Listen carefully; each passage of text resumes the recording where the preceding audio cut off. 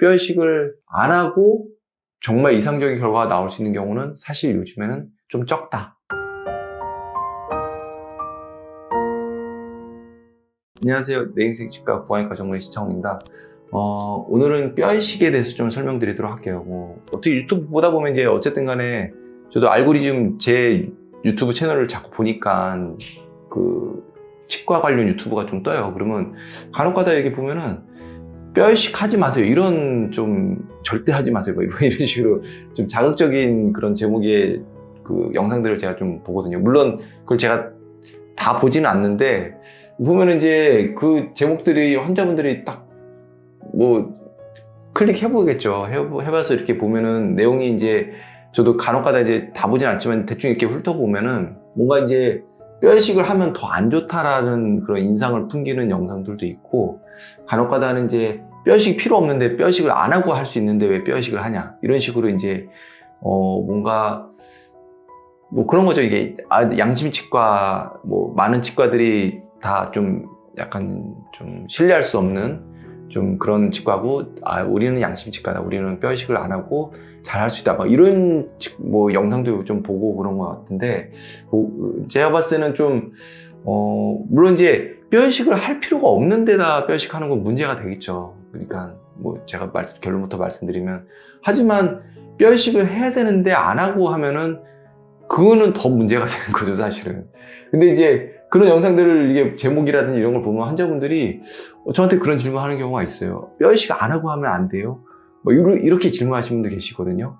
뼈 이식을 꼭 해야 돼요? 뭐 이렇게 물어보시는 분들 계세요. 그러니까 당연히 제가 뼈 이식이 필요하기 때문에 뼈 이식을 한다고 말씀드렸고, 이러이러한 상황이기 때문에 뼈 이식을 해야 된다고 말씀드렸는데도 불구하고 이제 그런 영상들의 어떤 그 각인이 굉장히 깊게 박히신 분들은 그런 질문을 하세요. 뼈 이식하면은 뭔가 염증도 더 잘 생길 것 같고 막 그런 얘기 하시는데, 뭐 정확하게 말씀드리면은 뼈 이식을 해야 되는 곳에 안 하는 게 장기적으로는 더 문제고, 그리고 뼈 이식을 하면은 염증이 생길 가능성이 높아지는 건 사실입니다. 사실인데, 그렇다고 해서 뼈 이식을 해야 될 부위에 안 하면은 그게 이제 당장 염증의 발생 가능성은 낮아지지만 장기적으로 봤을 땐 더 안 좋아지는 거죠. 그러니까 뼈 이식을 잘 했을 때는 잘 해서 염증이 생기지 않고 임플란트가 잘 식립되는 게 가장 이상적인 거죠. 그러니까 어떻게 보면 당연히 더 좋은 거는 뼈 이식을 할 필요가 없는 곳에 임플란트를 심으면 더 좋겠죠.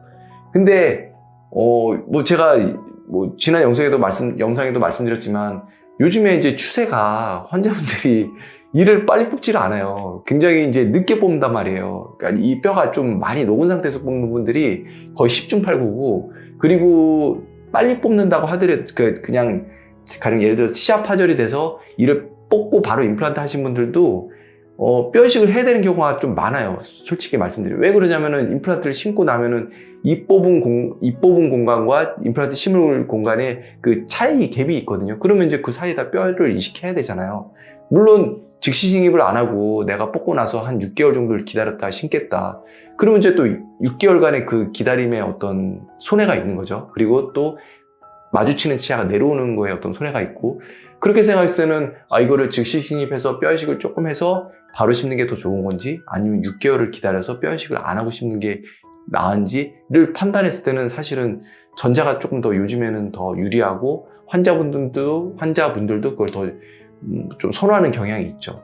네, 그래서 이제 제가 말씀드리는 거는 뼈 이식을 요즘에 안 해도 정말 안 하면서 좋은 결과, 이상적인 결과예요. 제가 좋은 결과라는 거는 저는 항상 이상적인 결과를 말씀드린 거예요. 그냥 원래 결과를 100으로 봤을 때 최고의 결과를 한 7, 80%가 이상적인 결과는 아니잖아요. 근데 요즘 임플란트 많은 분들이 심는, 물론 대부분의 분들이 잘 하는데, 그렇게 좀 뭐랄까 좀 대량으로 공장식으로 많이 하는 데서는 7, 80의 결과를 목표로 하는 데가 많거든요. 그러다 보니까 이제 이런 경우는 뼈 이식을 안 하고도 심을 수는 있는 경우가 좀 종종 있죠. 뭐 좀 위치를 좀 손해보면서 심는다든지, 아니면 깊게 심는다든지, 뭐 이런 거죠. 잇몸 모양이 좀 안 예쁜데 그냥 그 상태에서 심는다든지, 뭐 이런 여러 가지들이 발생할 수 있는 거거든요.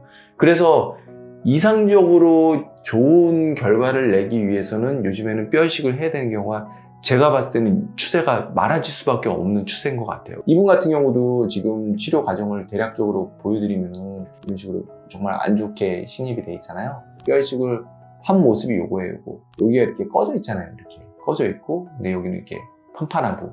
이 차이가 굉장히 크다는 거죠. 그러니까 이걸 하고 안 하고의 차이는 나중에 이분이 임플란트 수명에 쓰는 굉장히 큰 차이를 줄 거예요. 아마 치료 전 보면 여기가 이렇게 우묵하게 푹 꺼져 있잖아요. 이렇게 된 상태에서 나중에 치아 들어가면은 치아가 엄청 길게 나오겠죠. 이거랑 이거랑 차이가 많이 나잖아요. 그러니까 뼈 이식을 제대로 잘 했을 때 치료 결과가 더 좋게 나오는 거지, 뼈 이식을 안 하고 정말 이상적인 결과가 나올 수 있는 경우는 사실 요즘에는 좀 적다, 이렇게 좀 말씀드릴 수 있겠습니다. 항상 궁금한 거는 영상에 댓글 부탁드리도록 하겠습니다. 감사합니다.